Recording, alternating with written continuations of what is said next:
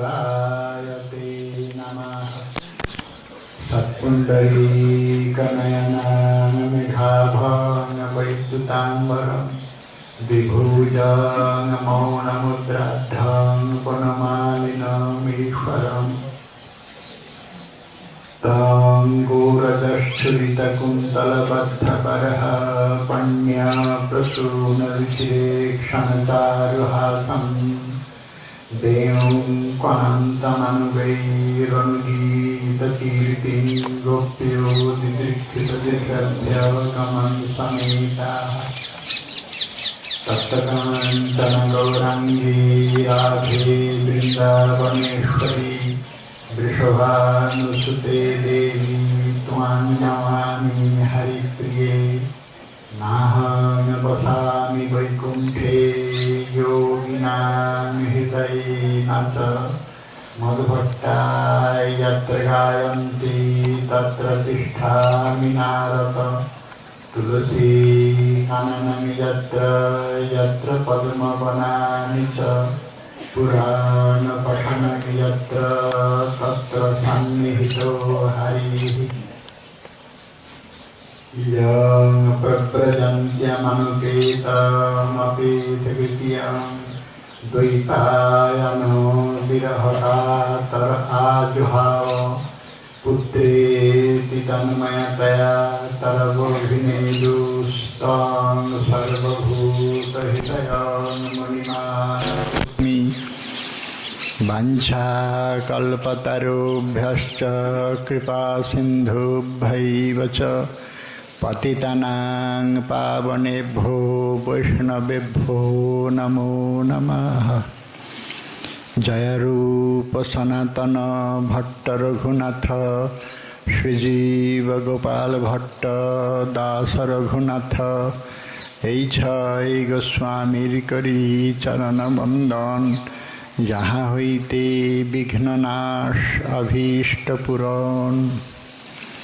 দুর্গমে পথিমেন্ধস্য স্খলৎপাদ গতির্মুহু স্বকৃপায়ষ্টিদানেন সন্তু সন্তু। জয় রাধে।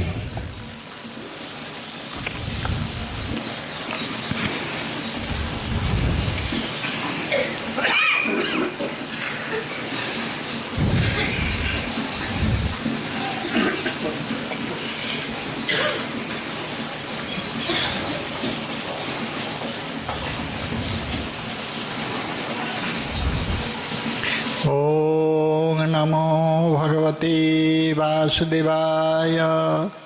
श्री श्री चैतन्य चरितामृतम् आदिलीलायां चतुर्था परिच्छेदः। आमा हईते आनंदित হয় ত্রিভুবন, আমাকে আনন্দ দিবে ওইছে কঞ্জন। আমা হইতে যার হয় শত শত গুণ, সেই জন আহ্লাদিতে পারে মোর মন।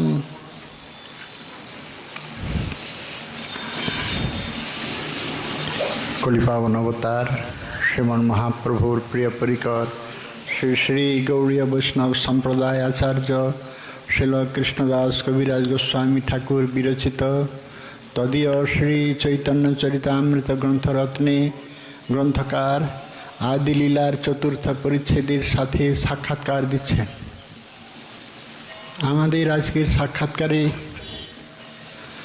গ্রন্থকারের অনুভূতি স্তর এত গভীর হতে গভীরের ভিতরে প্রবেশ করে গিয়েছেন, যাতে মহাপ্রভুর অবতরণের আভ্যন্তরীণ প্রকৃত রূপটি প্রকটিত হতে পারে।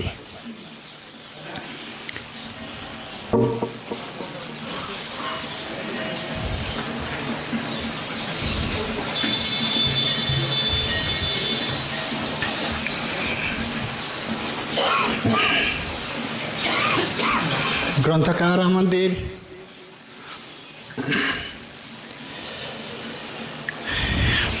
ত্রিভুবনের মধ্যে এমন কোনো গুণবান বা গুণবতীকে পান নাই যার গুণে তিনি বশীভূত মুগ্ধ হন। আমাদের আনন্দমূর্তি সচ্চিদানন্দ ঘনের প্রকৃত প্রকাশ, যার যথার্থ স্ফূর্তি শ্রী গোবিন্দের লীলাবিলাস শ্রী ব্রজনিকুঞ্জের মধ্যে। আমা হইতে আনন্দিত হয় ত্রিভুবন, আমাকে আনন্দ দেবী হইছে কঞ্জন। এইখানে শব্দটা এত কঠিনতম শব্দ প্রয়োগ হয়েছে। স্বয়ং ভগবান লীলা বিলাসী, পূর্বে তিনি বিলাসী ছিলেন না। সৃষ্টির আদিম সময়, তারও পূর্বের সময়, এই যদি অনাদির আদির সেই সময়ের আমরা কোথায় ছিলাম সে জিজ্ঞাসার উত্তর নাই।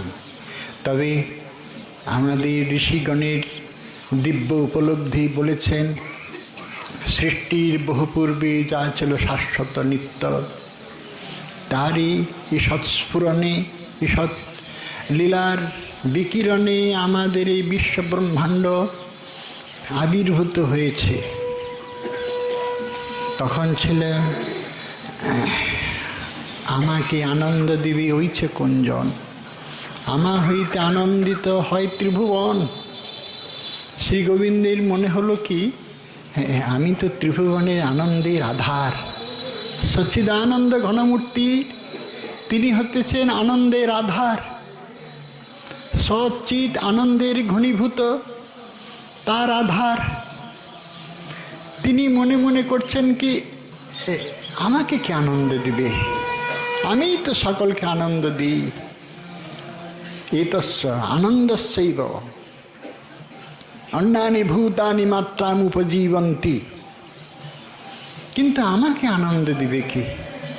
যার এক বিন্দু আনন্দের প্রভাবে সমস্ত জগৎ আনন্দিত হয়, সেই পরমানন্দ তত্ত্বকে আনন্দ দিবে কে?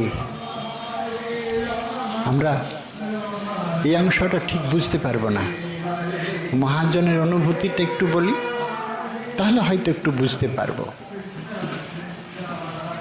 মহাজন বলেছেন সেই সময় কিছুই ছিল না। আচার্য বলেছেন সেই সময় সৃষ্টির কিছুই ছিল না, আমাদের ব্রহ্মাণ্ডও কিছু ছিল না, কোনো কিছুই অস্তিত্ব নেই। অসদ্বাইদমগ্র আসিত, এই ব্রহ্মাণ্ড সৃষ্টিরও বহু পূর্বের ঘটনা। তখন কিন্তু আমাদের জগতের মনস্য কাম কন্দর্প উপস্থিত হয় নাই। সৃষ্টি নাই তো কোথা হতে আসবে? তারও পূর্বের ঘটনা। তারা বলেছেন সেই সময় আনন্দ ঘনমূর্তি তিনি সুপ্তাবস্থায়। তাহলে উপলব্ধি যখন হলো, তাহলে সুপ্তাবস্থা থেকে ঈষৎ বিকশিত হলো। সুপ্ত শব্দের অর্থ হলো ঘুমন্ত। আমাদের ঘুমেতে, সুপ্তিতে, সুষুপ্তিতে নিজেরা আমাদের সত্তা হারিয়ে যায়, আমরা নিজেদের বুঝতে পারি না। আত্মাটাই জাগ্রত থাকে। তখন স্বপ্নে ভাসমান হয়ে নানান বিচিত্র স্বপ্ন জগতে স্বপ্নের সংসার তৈরি করি। এবং কায়দা এমনই স্বপ্নের একটা মায়া ইন্দ্রজাল আছে, স্বপ্নগত ভাসমান অবস্থায় সেই স্থানে আমরা সব বস্তুকে সত্য বলে অনুভব করি। তখন আমাদের জাগ্রতের সাথে যার যার সম্বন্ধ ছিল দ্রুত লয় হয়ে গিয়েছে। যেই স্বপ্নভঙ্গ হলো, সঙ্গে সঙ্গেই স্বপ্নের সাথে যার সাথে যার যোগ ছিল দ্রুত লয় হয়ে যায়। এটা হলো স্বপ্নের বড় ইন্দ্রজাল। নিরন্তর আমাদের স্বপ্ন এবং জাগরের মধ্যে ভুলিয়ে রেখেছে। আমাদের এখনো মহাজাগরণ হয়নি, আত্মসাক্ষাৎকার হয়নি। সেই জন্য স্বপ্ন এবং জাগর এই দুইয়ের মধ্যে আমাদের গতাগতি। আচার্য বলছেন তারও পূর্বের অবস্থা চিন্তা করুন। গোবিন্দের আনন্দ ঘনমূর্তি তখন সুপ্তাবস্থা, গোবিন্দের সুপ্তি নাই। আছে রসালস, সুপ্তি নাই। সেখানে আছে কুসুম সেজ পরি কিশোরী কিশোর, ঘুম হলো দোহজন হিয়ে হিয়ে জোর। আচ্ছা, এখানে শব্দটা একটু চিন্তা করার বিষয় আছে। মহাজন যখন লিখেছিলেন সেই সময় মনে হয় শীতকাল ছিল না। আর কুসুমিত বৃন্দাবনের কুসুম সুষমার যে সুগন্ধ সৌরভে আমোদিত হয়ে কবি প্রাণের মধ্যেই অমৃতের জোয়ার এসেছিল। সেই জন্য তিনি ওটাকে ভুলতে পারেন নাই।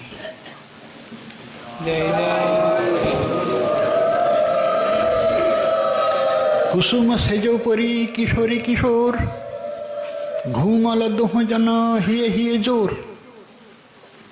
আমাদের জগতের কাম নাই, কোনো তার প্রভাব কিছুই নাই, তখন তার জন্মই হয় নাই।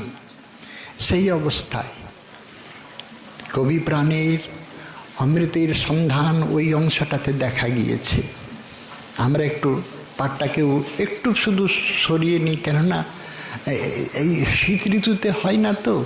কোমল সেজোপরি কিশোরী কিশোর বললে সব ঋতুতেই প্রযোজ্য হবে। আর ঘুম হলো দুজন হিয়ে হিয়ে জোরের পরিবর্তে র হলো দুজন হিয়ে হিয়ে জোর বললে তাহলে এই অংশটার ব্যাখ্যা পরিষ্কার হবে। কেননা সেইখানের ঘুম নাই।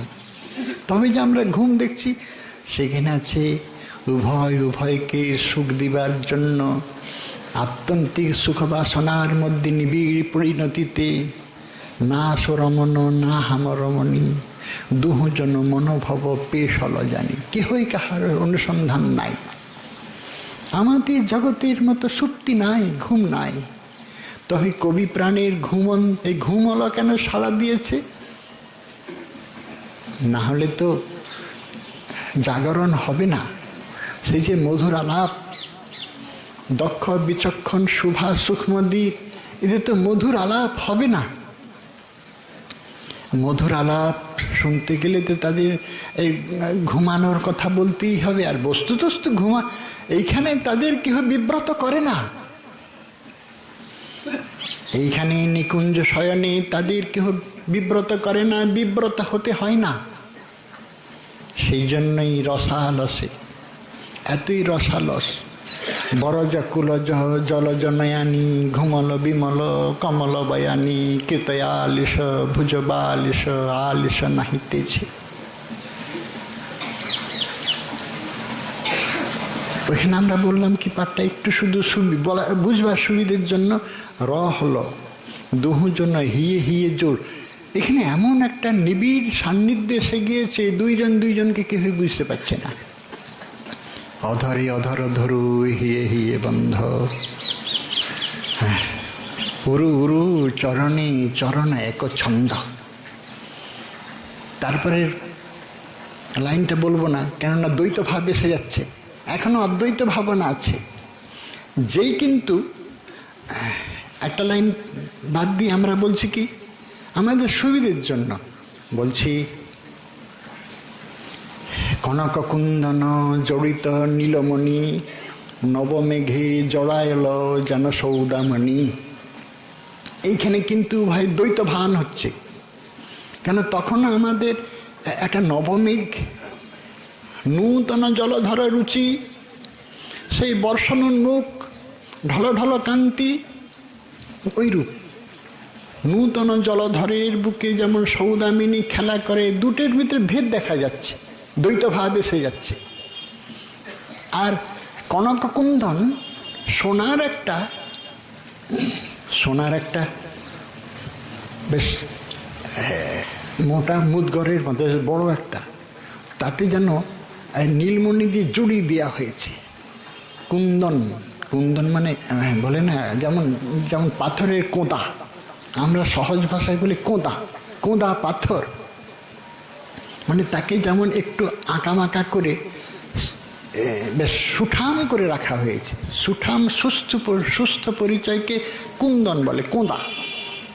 তাতে যেমন নীলমণি দিয়ে জড়ি দেওয়া হয়েছে, ওই তো দ্বৈত ভাব। কিন্তু তার পূর্বে তো দ্বৈত ভাব বলল না। দুটো হিয়েই এক, দুটো অধরই এক। চারটে বাহু নয়, দুটোই বাহু, দুটো হিয়াই এক। আর কোনো অঙ্গের বৈশিষ্ট্য লক্ষ্য হচ্ছে না, একবারে এক হয়ে গেছে। সেই জন্যই বৃহদারণ্য শ্রুতিতেই মন্ত্রটা বলেছেন, দৌ সম্পরে সত্যৌ। দুইজনে একবারে এতই নিবিড় আলিঙ্গনে বদ্ধ হয়েছেন, দুইজনের মধ্যে কারোরই কোনোই কিছুই, যা শুধু সুখ দেওয়া, নিবিড় সুখের অনুসন্ধান। না হলে রূপ হয় না। আমাদের জগতে ওইটা নাই। আমাদের জগতে কাম এসে বাধা দেয়। কামের তাৎপর্য নিজ সম্ভোগ কেবল, ওইটা আমরা বুঝবো না। কেন জানেন? কামের সহজ পরিচয় ওই রকম, এত কঠিন ভাষা, ওটা বুঝবো না। আরও সহজভাবে বুঝালে কীভাবে? দার্শনিক বলেছেন সেইখানে ভোগ সামর্থ্য থাকে,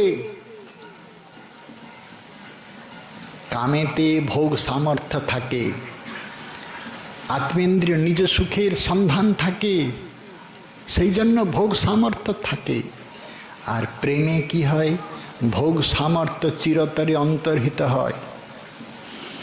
বরং উভয়ের মধ্যেই পরস্পরকে সুখ দিবার জন্য পরস্পরের মধ্যে সাত্ত্বিক ভাবোদয় হয়। এহেন সাত্ত্বিক ভাবোদয়েতেই উভয়ের মন হয় অতীব পবিত্র। এই জন্যে উজ্জ্বল রস বড় পবিত্র। অতটা আমরা যেতে পারি না তো, এখন অন্ধকারের মধ্যে ঘোরাফেরা করছি। তবে যারা যেতে পেরেছে, অসন্দিহান ভোরের অরুণোদয় দর্শন করেই তারা ডাকতে শুরু করেছে কবি বিদ্যাপতি চণ্ডীদাস, কবি জয়দেব। তারা অসন্দিহান। এই নিশান্তের পরেতেই ভোরের সঙ্গীত শুরু হয়ে যাবে। সেই জন্য তারা উজ্জ্বল গীতির এই পবিত্র কথা নিয়ে এসেছেন আমাদের এই মরজগতে। অমর কাহিনী তাদের কাব্যমালায় ছড়াছড়ি। এনারা আমাদের মতো অন্ধকারের মধ্যে ভাসমান জীব নন। এনারা অসন্দিহান ছিলেন। এনারা বুঝেছিলেন আসছে সেই দিন অতীব সুন্দরতম হবে। আমরা উজ্জ্বল রসের এই ভূমিকা দিয়ে যাই। আর মহাপ্রভুই সেই উজ্জ্বল রসের যে বিস্তীর্ণ মন্দাকিনী বয়ে নিয়ে আসলেন, তাহারই কৃপা করুণার দানস্বরূপ আমাদের আচার্যগণের আস্বাদনীতে নিয়ে এসেছেন লোকোত্তরীয় জগতের অমর কাহিনী, অমর আস্বাদনী। সেই জন্য শ্রীরূপ রঘুনাথ পদে যার রূপ রঘুনাথের আস্বাদনীতে ধরা পড়েছে বিচিত্র বিলাস বৈভবের মহামহিমা। আমরা এখন ওই অদ্বৈত ভাবনায় যাই। শ্রীজীব গোস্বামীপাদ এই স্থানে একটা অমূল্য কথা বলেছেন।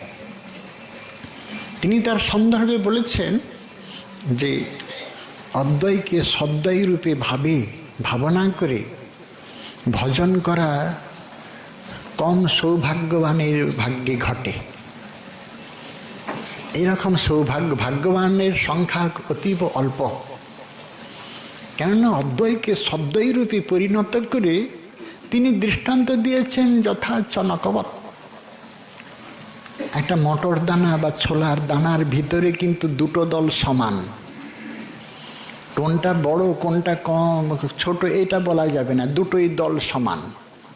কিন্তু বাইরের থেকে দৃশ্য হয় একেবারেই একটা অসমান। সেটা কেমন হলো কথাটা? বলছেন দেখবেন একের সঙ্গে এক যোগ করলে এক হয়। যা বাবা, এই আবার কোন ধরনের নিয়ম রে বাবা, তা আপনি আবার নূতন অঙ্ক শেখাচ্ছেন। একের সঙ্গে এক যোগ করলে এক হয়, দেখবেন একের সঙ্গে এক যোগ করলে এক হয়, দুই হয় না। একটা দাঁড়া, আমরা ইংরাজি বলি না, ইংরাজির একটা লাইন তার সঙ্গে আর একটা লাইন দিয়ে দেন, যোগ করলে একটাই লাইন হবে।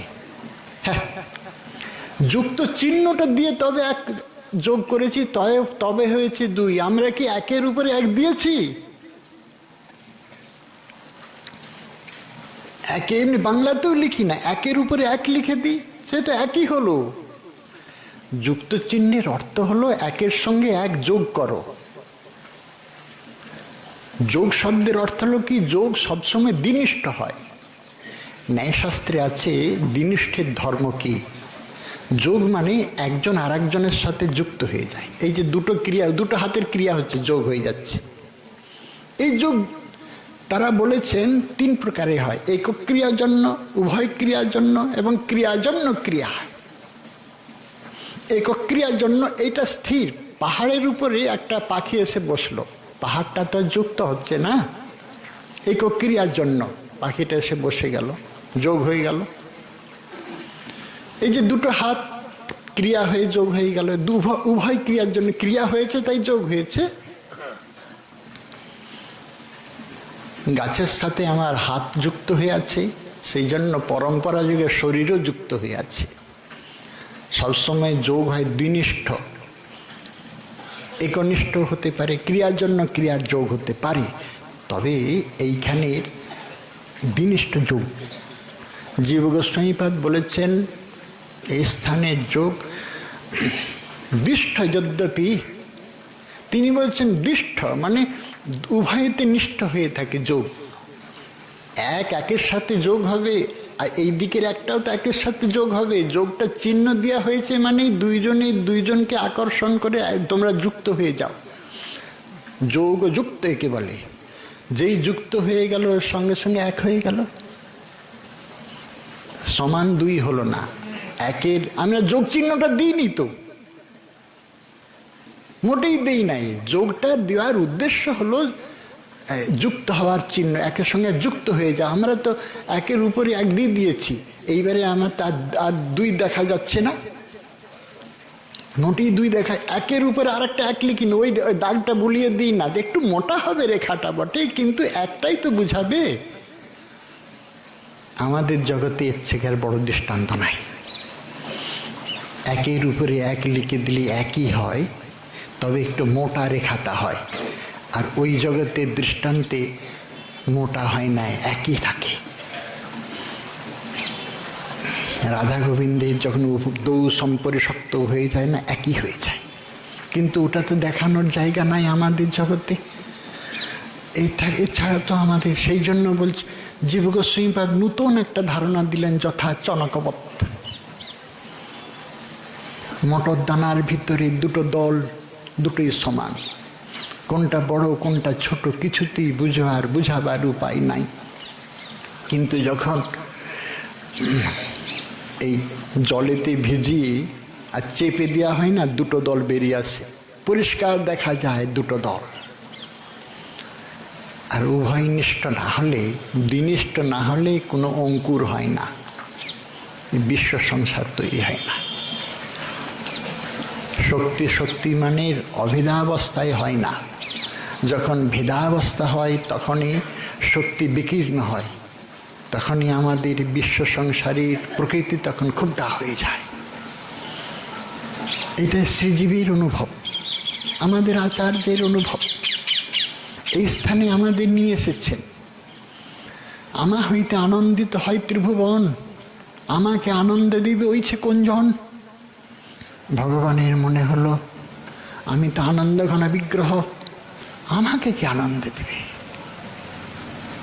এখন এইবারে আমরা এই অবস্থা থেকে দ্বৈত ভাবনায় আসি, 2টো দলকে আলাদা করে দিই, মানে ভিতরে খোসার থেকে 2টো দলকে আলাদা করতে চাই। গোবিন্দের যখন মনে হলো যে আমাকে কি আনন্দ দিবে, সঙ্গে সঙ্গে রাধা কৃষ্ণ প্রণয় বিকৃতি। সেখানে তো আমাদের জগতের মতোই ক্ষোভ নাই, কৃষ্ণ প্রীতি প্রতিমা বের হয়ে আসলো। তুমি আনন্দ চাও, তবে কি জন্মালেই আমাদের মতো জন্ম হয় না, এটা স্বাভাবিক। আমাদের আচার্য তার ব্যাখ্যা প্রসঙ্গে বলেছেন বড় সরস কথা।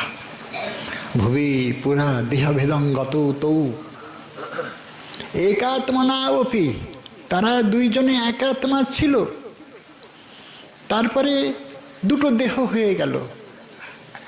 রাধা পূর্ণা শক্তি, কৃষ্ণ পূর্ণ শক্তিমান, 2 বস্তুর ভেদ নাহি শাস্ত্র পরমান। রাধায়া মাধব দেব, মাধবে নৈব রাধিকা। মৃগমদ তার গন্ধ জৈছে অবিচ্ছেদ, অগ্নি অগ্নি জ্বালাচয় নাহি কভু ভেদ। তৈছে রাধা কৃষ্ণ একই স্বরূপ, লীলার শাস্বাদিতে ধরে দুই রূপ। শুধুমাত্র দুটো দেহ দেখে আমাদের জগতের মতো যেন মনে না করে। আমরা অবশ্য এই অধ্যয়নটা অনেক আগেই করে এসেছি, না হলে এতদিন ধরে এই পাখি পড়িয়ে আমার পরিশ্রম সব বৃথা হয়ে যাবে। আসল জায়গায় আমরা এখনো আসি না, এই সবে আসতে শুরু করেছি। এতদিন ধরে এই বকে বকে যদি আমরা ওইটুকু না বুঝি, তাহলে আমাকে এইখানে মুখ হয়ে থাকাই উচিত। এই স্থানে যদি আমাদের বিখ্যাত ব্যাখ্যাকার, সরস ব্যাখ্যাকার বর্তমান মহান্ত মহারাজজি, তিনি যদি 80-র দশকের কোঠায় বা 90-এর দশকে থাকতেন, তিনি তখন মধ্যাহ্ন গগনের সূর্য। তার ব্যাখ্যা তো নয় যেন রাধারানী স্বতঃস্ফূর্ত হয়ে কথা আকারে মিশ্রিত হতেছেন। আরও যদি পূর্বের অনুভূতি কিছু জানতে চাই, তাহলে আমাদের যেতে হবে আরও পূর্বের কোনো এক মহাজনের দিব্য উপলব্ধি। তিনি হতেছেন প্রভুপাদ শ্রী আনন্দ গোপাল গোস্বামী। কি মর্ম কথা! সে তো কথা নয়, যেন এক একটা মন্ত্র। প্রভুপাদ আনন্দ গোপাল গোস্বামীর এই মন্ত্রের ব্যাখ্যা করেই আমরা কিন্তু বেঁচে আছি। তিনি এতটুকু বীজ ছুঁড়ে দিয়েছেন মাত্র, তারই মহিরুহ বিখ্যাত বিস্তীর্ণ হয়ে আমাদেরকে এত সরসাহিত করে রেখেছেন। এত অনুভূতির লেখা কেহ লিখতে পারেনি। তার পূর্বের কথা, এত অনুভূতি কেহ দিয়ে যায়। প্রতিটি কথা নয়, যেন মূর্তিমান গান গায়ত্রী, রাধারানীর কৈঙ্কর্য প্রাপ্তিতে তার যে আকুতি, প্রতিটি লেখাতেই ধরা হয়েছে তার। সেই জন্য আমরা চিরন্তন কালের জন্য তার কাছে ঋণী। রাধারানীর করুণার প্রকাশ, করুণার দান, এ স্থানের ওই রকম ব্যাখ্যাকার হলে মনে হয় ঠিক হতো।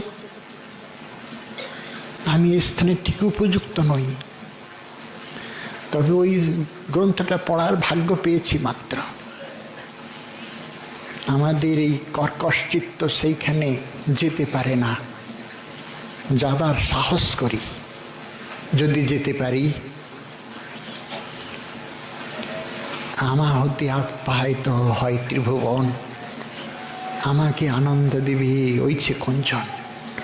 ভগবানের আনন্দ,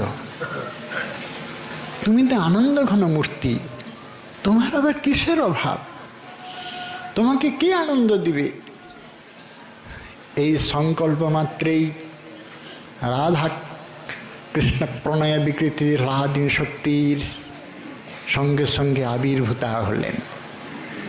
তিনি মানে একই। এইবারে আমরা দুটো দলকে আলাদা করলাম, আলাদা হয়ে গেল। আলাদা হয়ে দুইজনকে এত বেশি গাঢ় প্রণয়ে আবদ্ধ করলেন।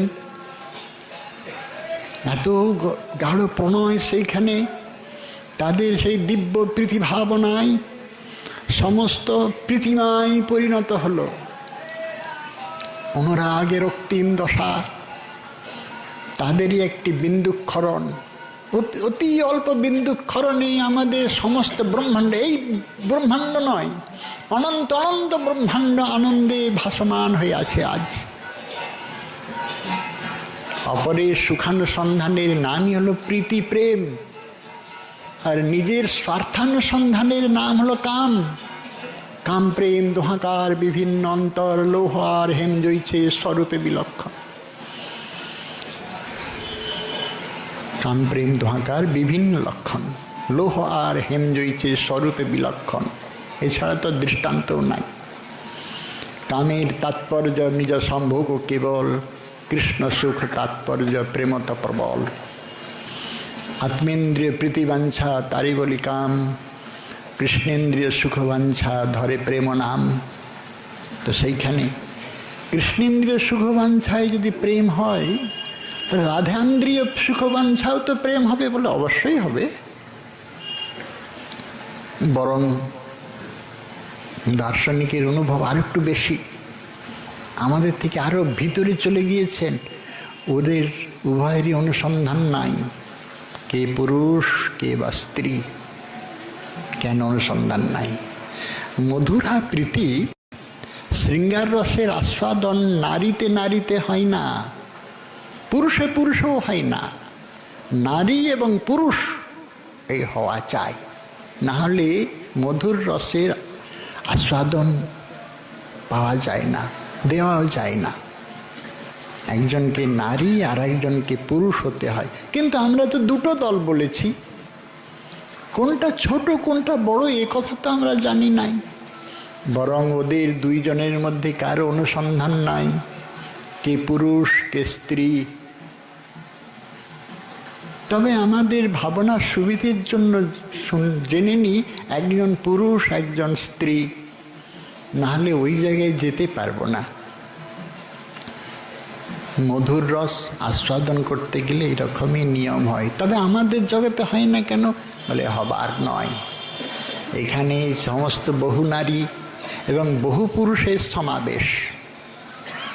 সব নারীরাই নিজেদের নারী অভিমান করে থাকে, আর অপর পুরুষের প্রতি আসক্ত হয়ে কদর্য পরকীয়া ভাব তাদের চিত্তে উপস্থিত হয়। আর পুরুষ দেহধারী পুরুষরাও নিজেদের পুরুষাভিমান করে থাকে, সেই জন্য অন্য নারীতে কদর্য ভাব তাদের এসে উপস্থিত হয়। এই জন্যই সেইখানে আসে কাম, প্রেম আসে না।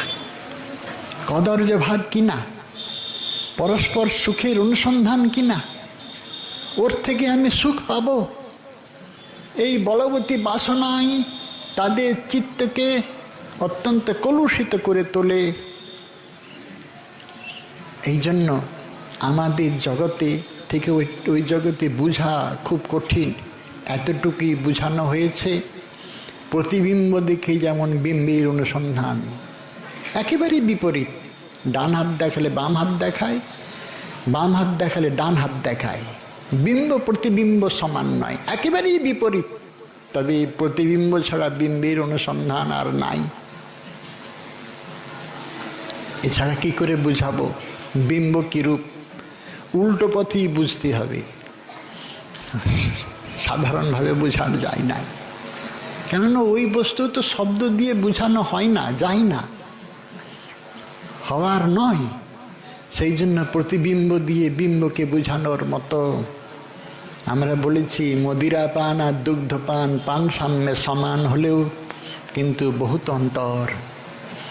অতএব কাম প্রেমে বহুত অন্তর, কাম অন্ধতম প্রেম নির্মল ভাস্কর।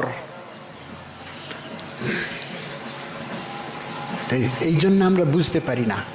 আর বুঝতে গেলেই আমাদের চিত্ত তখন কলুষিত হয়। তখন দুটো দলকেই সমান অসমান করে ফেলি, একজন পুরুষ আর একজন স্ত্রী এই ভাবনায়।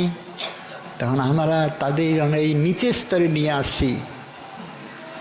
আমাদের আচার্য বলছেন আমাদের কিন্তু সাধনা মঞ্জরি রূপের তো কোন ভাবনা? আমাদের কি এই স্ত্রী মূর্তি ভাবতে হয়? পুরুষ মূর্তি তো নয়, স্ত্রী মূর্তি ভাবতে হয় তো। অন্তত গুরুকৃপার অবদান স্বরূপ, মহাপ্রভুর মহাদান স্বরূপ এই মূর্তি ভাবতে হয় তো। আচ্ছা, স্ত্রী যদি স্ত্রী মূর্তি ভাবে তাতে অতটা বিকার আসবে না, কিন্তু পুরুষ যদি স্ত্রী মূর্তি ভাবে তাহলে বিকার আসেই। এইখানেই বড় পরীক্ষা দিতে হয়। এই জন্য বলছেন কি, স্ত্রীও নয়, নারী মূর্তি নয়। তাহলে কোন মূর্তি? পরা প্রকৃতি। আমাদের মঞ্জুরি স্বরূপটা হচ্ছে পরা প্রকৃতি। ও বাবা, এই আবার কেমন কথা? বলে আমাদের এই জগতে প্রকৃতির মতো সেখানে কোনো ক্ষোভ নাই, সেখানে কোনো এই জাতীয় ধর্ম ক্রিয়া করে না। কিরকম জানেন? বড় বিচিত্র। যেটাই বলতে চাই মনে হয় কঠিন হয়ে যাচ্ছে। ওই ক্ষুদ্র ডিমটা যখন শুঁয়াপোকা হয়, আর একবার জন্ম নেয় শুঁয়াপোকাটা, সে পাতা খেয়ে খেয়ে গুটি তৈরি করে। হয়তো শুঁয়াপোকাটা নিজেও জানে না, কিন্তু এটা তার জীবনের অভিযোজন, এটা তার চিহ্ন। শুঁয়াপোকাটাই তার অন্তিম পর্যাবসান নয়।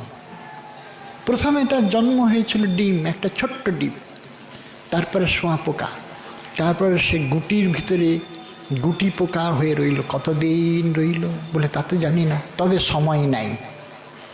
গুটি নিজে লালা দিয়েই তৈরি করে। এই গুটি তৈরি করে বেশ একটু বড় সড়ই, ওইখানে সে চুপটি করে বসে থাকে, অনেকটা সময় নেয়। তারপরে কেমন করে প্রকৃতির অভিযোজন ধীরে ধীরে এই গুটি পোকার ওই গুটিটা ভেদ করে বিচিত্র রং ছড়িয়ে আমাদের মনোমুগ্ধকর প্রজাপতি হয়ে বের হয়ে আসে। এটা সত্য কিনা? এটা সত্য। এই জন্য দৃষ্টান্ত দেখেছেন,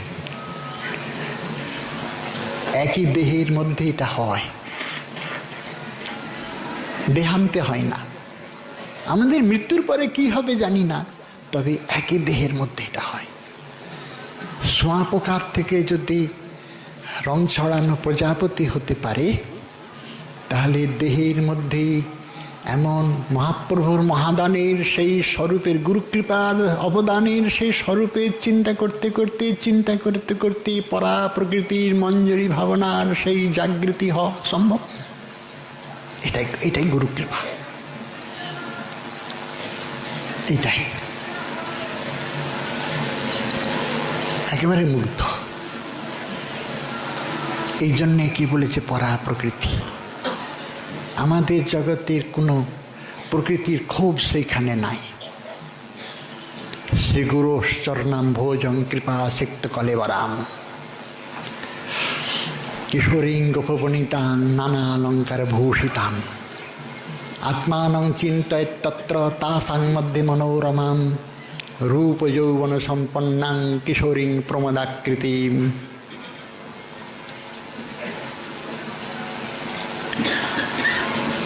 সহজভাবে বলা যত সহজ হয়, বোঝা অনেক কঠিন, অনেক কঠিন। কতদিন গুটি পোকা হয়ে চুপটি করে বসে থাকতে। ইন্দ্রিয় পরং মন, সমস্ত ইন্দ্রিয়গুলিকে কুর্মঙ্গানি বা সর্বস্ব, জগতের দিকে দৃষ্টি দিলে আর সম্ভব নয়, কিছুতেই নয়। বাইরের সমস্ত বহির্বৃত্তিকে একেবারে আকর্ষণ করে ভিতরে নিয়ে নিতে হবে। জন্মের আগে যারা ছিল না, মৃত্যুর পরে যারা থাকবে না, তাদের জন্য আমাদের এত আসক্তি না বলার না। জন্মের পূর্বে তাদের সাথে কোনো যোগ ছিল না, ছিল কি? এই জন্মে যাদের সাথে কুটুম পরিবারের সাথে ভাই বন্ধুর সাথে যোগ হয়েছে, জন্মের পূর্বে তাদের সঙ্গে ছিল, মৃত্যুর পরেও থাকবে না। এই কটা দিনে তাদের সাথে যোগ করে ওহ কি যে কি করব না কি যে তাদের কি করব বা আমি কি হব তার তো কোনো, আমি ভেসে গেছি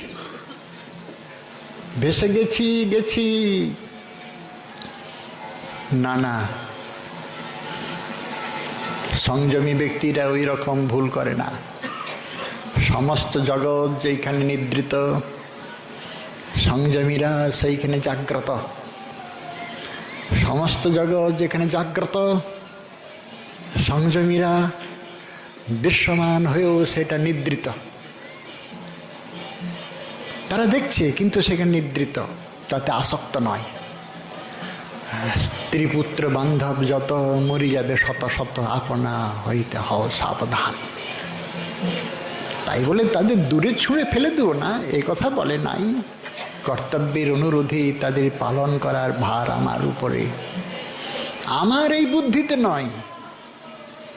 আমি না খাওয়ালে, আরে বাবা আমি এখনই মরে গেলে তাদেরকে খাওয়াবে, আমি না খাওয়ালে খেতে পাবে না, তারা ভেসে যাবে। তাহলে বলছেন কি ওরা তো ভাসবেই, তার সঙ্গে আপনিও ভেসে যাবেন।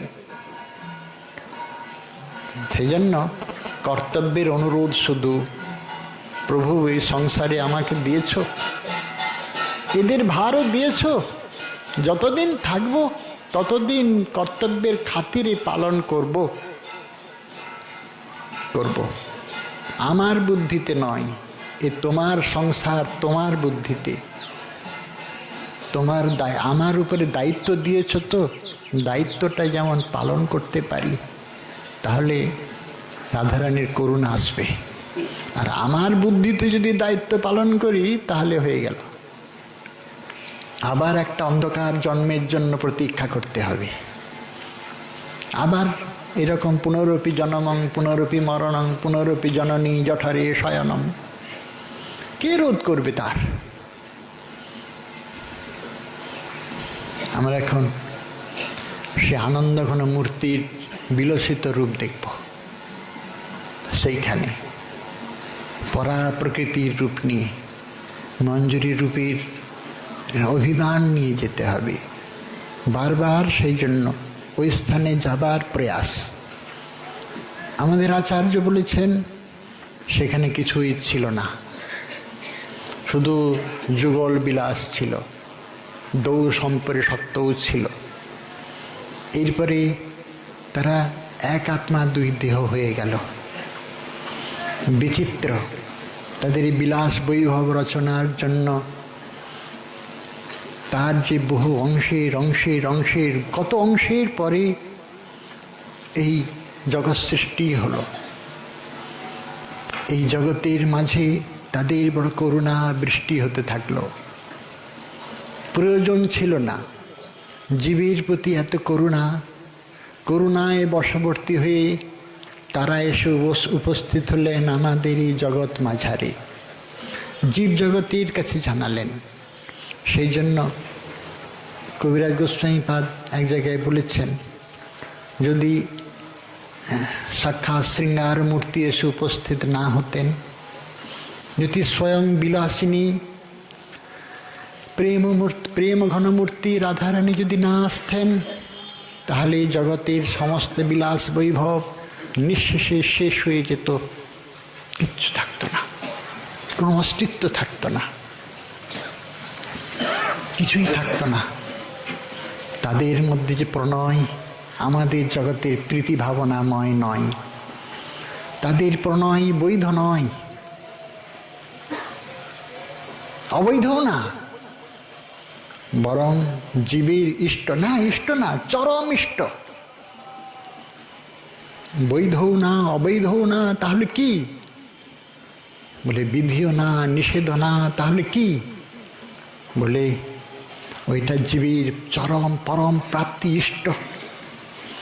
যদি তাদের চরণের করুণা কারোর হৃদয়ের মধ্যে একটা বিন্দু ছটা লেগে যায়, ব্যাস, এই জনম নয়, কত সমস্ত জনমের জন্য কৃতকৃতার্থ। জীবের চরম ইষ্ট। প্রণয় সাধারণত বৈধ হয়, সেই জন্য বিধি বা নিষেধের কোনো অধীন নাই এরা। বৈধ বিষয় অবৈধ বিষয় এগুলো তো আমাদের সমাজের নিয়ম। ভগবান মনু যখন সমাজ সৃষ্টি করেছিলেন, কোন স্মরণাতীতকালে ভারতবর্ষের বুকে এই ভারতীয় সভ্যতার স্থাপন করেছিলেন। এই প্রাচীনতম সভ্যতার সুস্থ পরিচয় দিয়েছিলেন ভগবান মনু।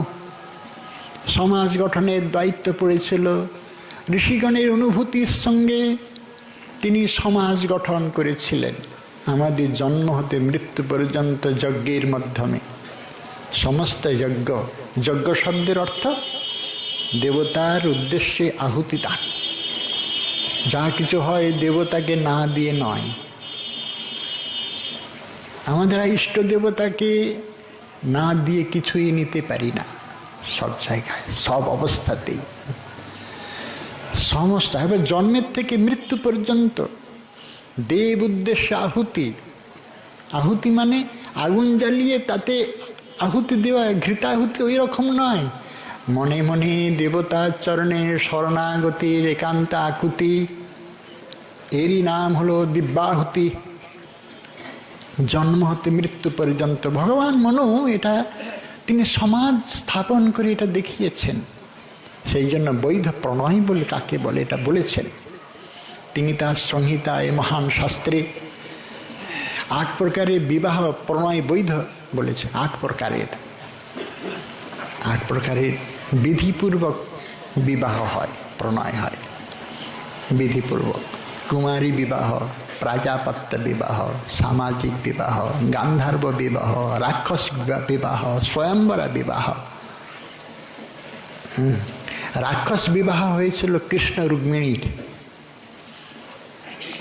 আর বাগদত্তা বিবাহ হয়েছিল শল্য অম্বার। কুমারী বিবাহ তো আমাদের সেই ঠাকুমা বলেছিল 3 বছরের মেয়ে আমি এসেছিলাম, তখন ছোট অবস্থাতে 2-3 বছরের মেয়েকে বিয়ে দিয়ে দিত কুমারী অবস্থা। কি কুসংস্কার আমাদের, এটাও একটা কুসংস্কারের মধ্যে পড়ে। গান্ধার্ব বিবাহ হয়েছিল শকুন্তলা দুষ্মন্তের। সামাজিক বিবাহ আমাদের হয়, সমাজকে সাক্ষী করে, দেবতাদের সাক্ষী করে বৈধ প্রণয়, দৃষ্টির বিনিময় হয় সকলের সামনে। বর বধূ একটা কাপড় দিয়ে ঢেকে দেয়। আমাদের সনাতন পদ্ধতি অনুসারে উভয়ের দৃষ্টি বিনিময় হয়, প্রথম পরিচয়। তবে এখনকারের রতির পুংস্ত্বে স্ত্রীত্বে বিপ্রত্যে সূত্রমেব চ। এখনকার যেমন স্ত্রী এবং পুরুষ, তরুণ তরুণীর উভয়ের রতিসম্মতি হলেই বিবাহ ওই রকম ছিল না। তবে এটাকে বলে, এই প্রণয়টাকে বলে ঠিক গান্ধর্বও নয়, ঠিক গান্ধর্বেরই মতো। দুষ্মন্ত শকুন্তলা গান্ধর্বে বিবাহ। সমাজকে সাক্ষী রেখে, দেব দুজকে সাক্ষী রেখে এই প্রণয়টা, এই বিবাহটা হয় বৈধ বিবাহ। বিবাহিতা কুলবধূ রূপে কুলকে উজ্জ্বল করতে আসে, তার উপরে অনেক বড় দায়িত্ব থেকে যায়। সে শুধু বিবাহিতাই নয়, বহুদিন হতে সমাজে উচ্ছৃঙ্খলতার হাত হতে রক্ষা করে আসছে বলেই এই বিবাহিতা দেবীর আসনে সম্মানিতা, পূজিতা হয়, আজও হয়। সেই জন্যই সামাজিক দেবীর মর্যাদায় ভূষিতা দেবী। এইখানেই তার পরিচয় শেষ নয়, সে পতির অনুগামিনী হয়ে সহধর্মিণী হয়। সহধর্মিণী মানে সমান নিজের স্বামীর সাথে ধর্মাচরণ করে। পতিব্রতা পতিগামিনী হয়ে, অনুগতা হয়ে ধর্মাচরণ করলেই সহধর্মিণী হয় না। দার্শনিক বলছেন আরো কথা আছে। যখন সহধর্মিণী নিজের স্বামীকে সহসখিত্বে পরিণত করে যুগল বিলাসের কুঞ্জগৃহে সে উপস্থিত হয়, তখন সহধর্মিণীর হয় যথার্থ পরিচয়। আমাদের প্রভুপাদ একটা ঘটনা বলেছিলেন, অবশ্য আমি বলেও ছিলাম গত বছর। বিবাহের পরে বউকে ভালোবাসা নেয় এমন হয়তো কুরপর বর্বরের পক্ষে সম্ভব। সকলেই বউকে ভালোবাসে জানেন। বিবাহের পরে যে কি আনন্দে কটা দিন চলে যায়, যৌবনের তরঙ্গে ভেসে যায়। আমাদের ভাগবতে শ্রী শুকদেব বলেছেন, যথা কুকুর বানর যাতে, কেমন করে দিনগুলো কাটিয়ে দেয় না।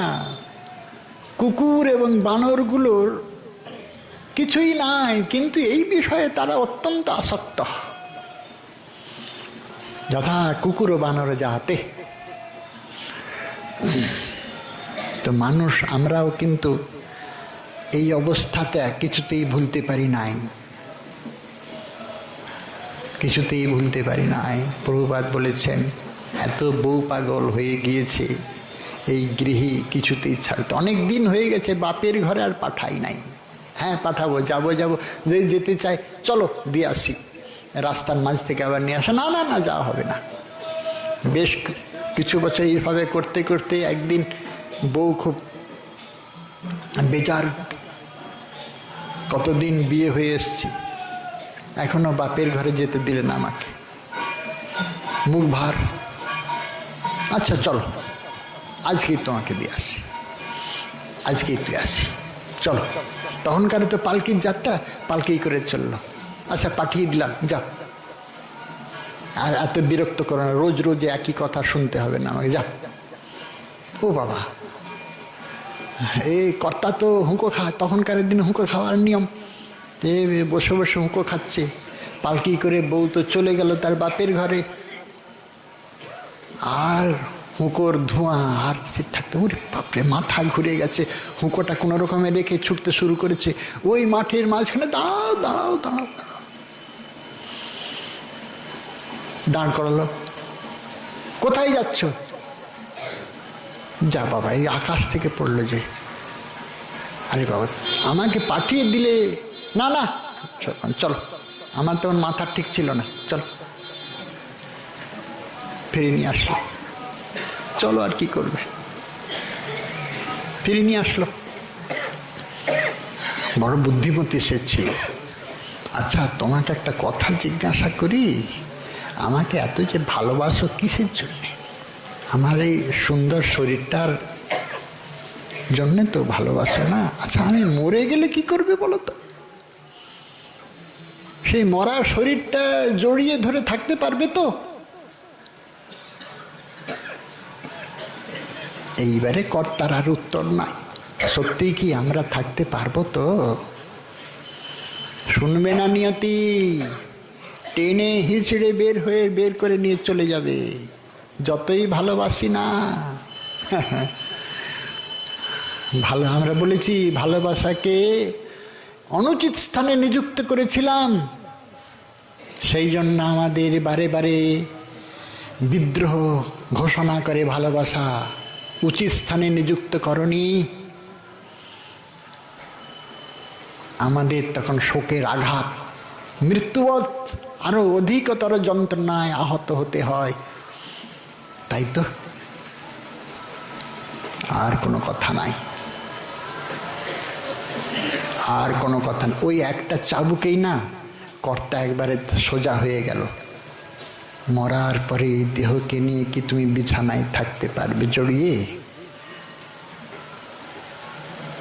ব্যাস, পরের দিনেই সকাল হতে কর্তার নাই, একেবারে সোজা বৃন্দাবনের পথ।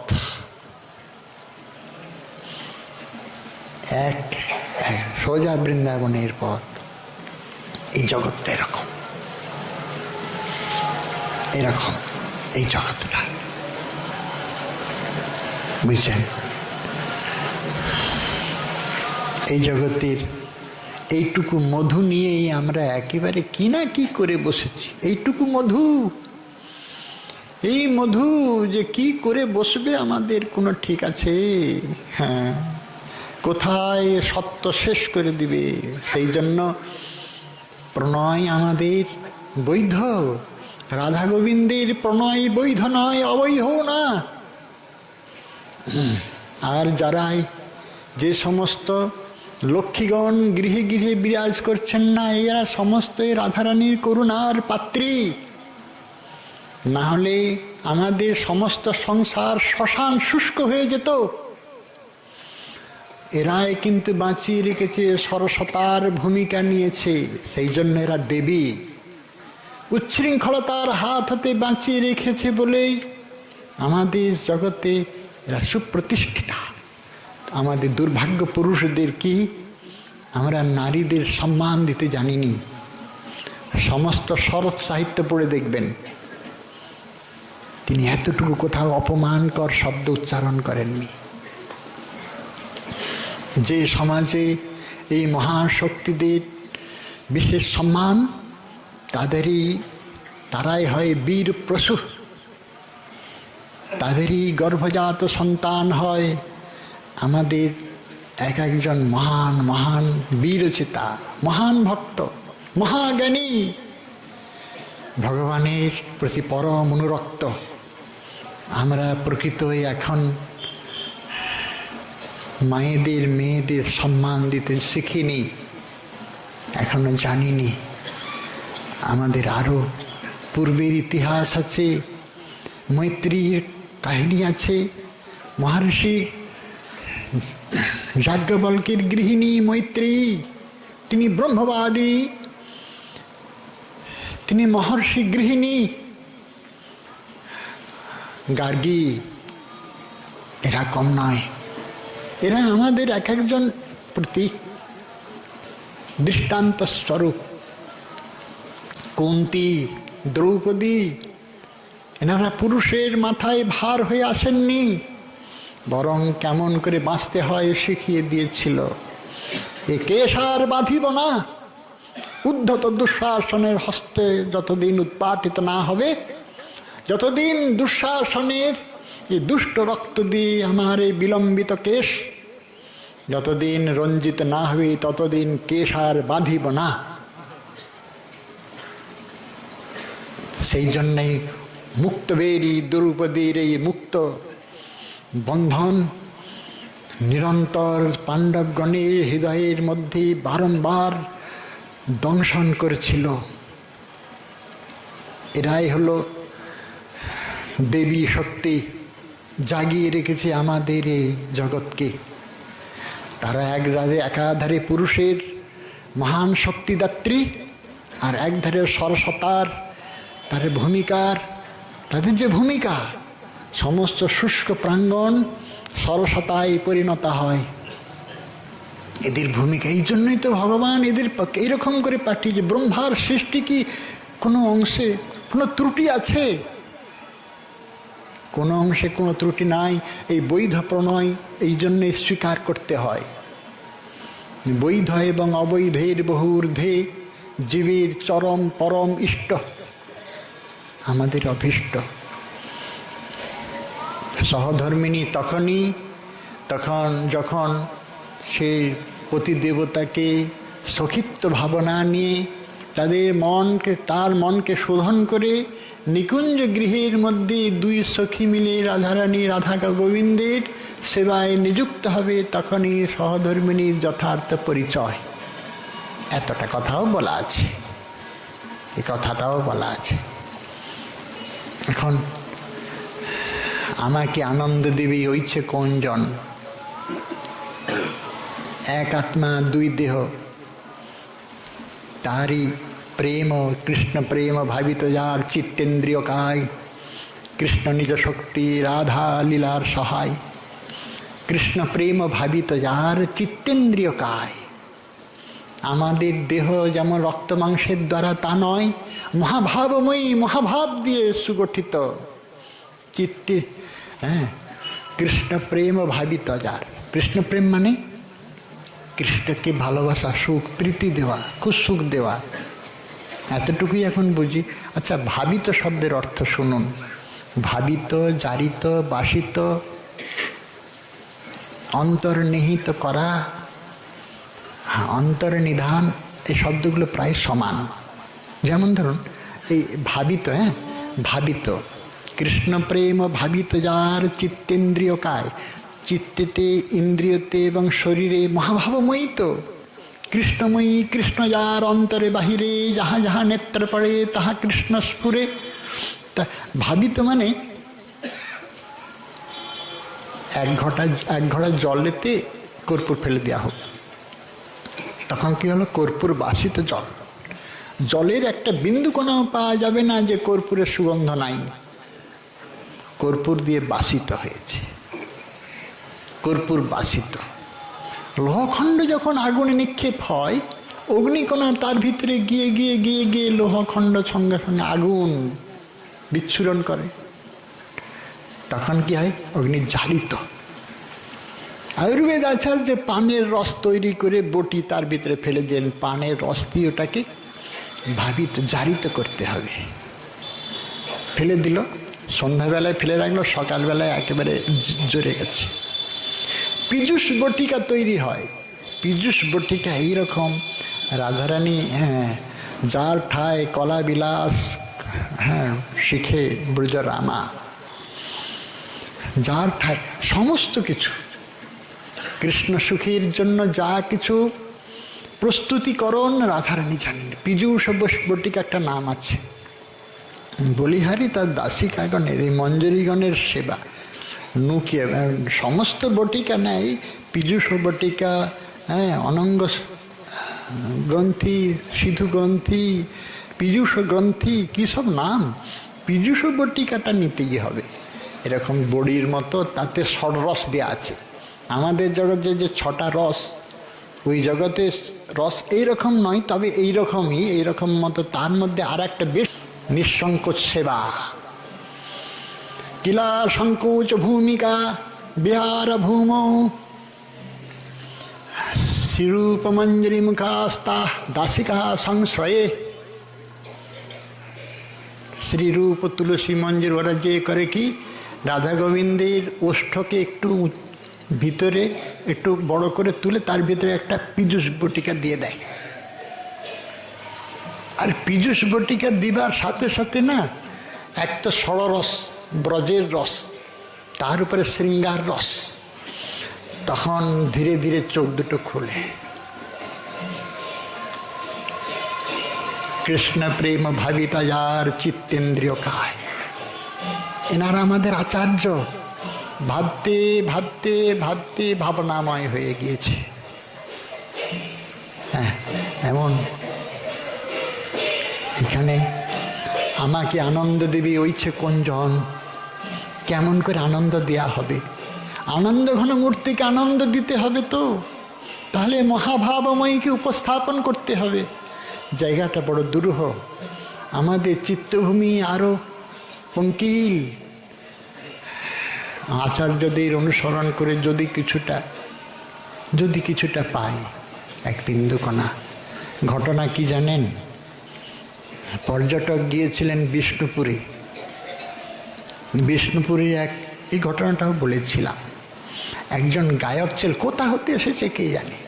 সে যখন গান গীতে আলাপ করতো, যখন সে গান ধরতো না, পশু পাখিগুলো পর্যন্ত গাছের ডালে শুনত। এমন কেহ পাষণ্ড পতিত দুর্গত নাই যে তার গান শুনবে না। রাজা মহারাজা, এমনকি আবাল বৃদ্ধ বনিতা সে শুনতে শুরু করবে।